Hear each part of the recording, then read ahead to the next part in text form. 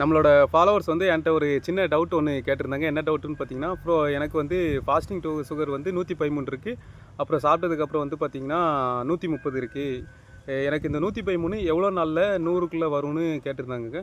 So அதில் வந்து நிறைய கன்வர்சேஷன் போச்சு. அதனால் நான் ஒரு சின்ன பிட்டு மட்டும்தான் நான் வந்து கட் பண்ணி நான் இதில் போட்டிருக்கேன், கிராப் பண்ணி போட்டிருக்கேன். ஸோ இதில் எனக்கு நடந்த விஷயத்தை நான் சொல்கிறேங்க. ஸோ நான் 2022 நான் சுகர் வந்து ஐடென்டிஃபை பண்ணி 2023 ஒரு மாதம் நான் டேப்லெட் போட்டேன். ஒரே ஒரு மாதம் போட்டேன் பார்த்துடுங்க. போட்டதுக்கப்புறம் நான் டெஸ்ட் பண்ணேன். 450 550 இருந்தது. எனக்கு ஒரே மாதத்தில் 120 130 வந்துச்சு. ஓகேவா? ஸோ இந்த 120 130க்கு வந்ததுக்கப்புறம், அதாவது 2023 வந்து இன்னைக்கு வரைக்கும், அதாவது இன்னைக்கு காலகட்டத்து வரைக்கும் கிட்டத்தட்ட 4 வருஷம் ஆகுது. இன்னைக்கு வரைக்கும் பார்த்தீங்கன்னா, என்னோட இந்த ஃபாஸ்டிங் சுகர் லெவல் வந்து 115 தாண்டி உள்ளே குறைஞ்சதே கிடையாது. இதை நான் ஏன் சொல்கிறேன் அப்படின்னு பார்த்தீங்கன்னா, ஸோ இந்த உலகத்தில் நிறைய பேர் இருக்காங்க, நிறைய கோடி மக்கள் இருக்காங்க.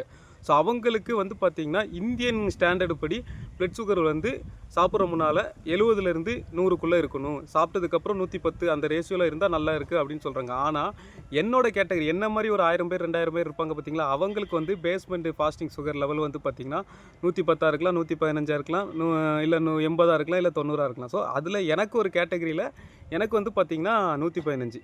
ஸோ இதுதான் என்னோடய பேஸ் லெவல். அதாவது அதாவது மெடிசின் படி நம்ம மெடிக்கல் படி, அதாவது சயின்ஸ் படி நம்ம இந்தியாவில் வந்து பார்த்திங்கன்னா 70லேருந்து 100க்குள்ளே ஃபாஸ்டிங் சுகர் இருக்கலாம் அப்படின்னா, அதே மெடிக்கல் சயின்ஸ் படி என்னோடய ஃபாஸ்டிங் சுகர் லெவல் வந்து பார்த்திங்கன்னா 115. இதுதான் என்னோடய பேஸ் லெவல். ஸோ இந்த 115ல் என்னோடய உடம்பு நல்லா மோஷன் போகுதா, நல்லா யூரின் போகுதா, கண் பார்வை நல்லா தெரியுதா, முடி கொட்டுற ப்ராப்ளம் எதுவும் இருக்குதா, பாதம் அரிச்சல் இருக்குதா, இப்படின்ட்டு நம்ம வந்து செக் பண்ணி பார்த்துக்கணும். இந்த சிம்டம்ஸ் எதுவும் இல்லை அப்படின்னா அந்த பேஸ் லெவல் தான் என்னோடய சுகர் லெவல். அதாவது 115 தான் என்னோடய சுகர் லெவல். இதுக்காக நான் 100 கிலோ வரணும், 90 கிலோ போகணுன்ட்டு அப்படின்ட்டு நான் ஒரு நாளும் நினைக்க மாட்டேன். அது தேவையும் கிடையாது. ஏன்னா எந்த கண்டிஷனில் என்னோடய உடம்பு நல்லா இருக்குது, நான் சுறுசுறுப்பாக இருக்கிறேன், ஆக்டிவாக இருக்கிறேன், என்னோடய வேலையை நான் வந்து யாரோட உதவி இல்லாமல் நான் செஞ்சுக்கிறேன், எங்கே போனாலும் நானே போய்க்கிறேன்.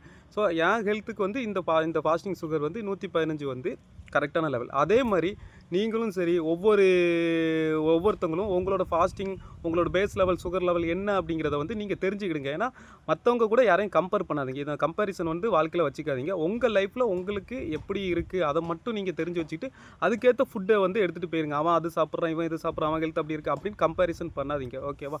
ஸோ இது வந்து எனக்கு நடந்த அனுபவத்தை நான் சொல்கிறேன். நிறைய பேருக்கு வந்து ஃபாஸ்டிங் பிளட் சுகர் வந்து 110 115 இருந்தாலே பயப்படுறாங்க. அப்படிலாம் இல்லை. மேபி அது வந்து உங்களோட பேஸ் லெவல் சுகராக இருக்கும். ஓகேவா? ஸோ இந்த வீடியோ பிடிச்சிருந்துச்சுன்னா நம்மளை ஒரு ஃபாலோ பண்ணிடுங்க. முடிஞ்சளவு இந்த வீடியோ வந்து ஷேர் பண்ணி விடுங்க. ஓகேவா? ஸோ டயபிட்டிஸ் பற்றின கன்சல்டன்ட் வேணும்னா என்னோடய வாட்ஸ்அப் நம்பர் நான் கொடுக்குறேன் ஸ்க்ரீனில். கன்சல்டேஷனை புக் பண்ணிவிடுங்க.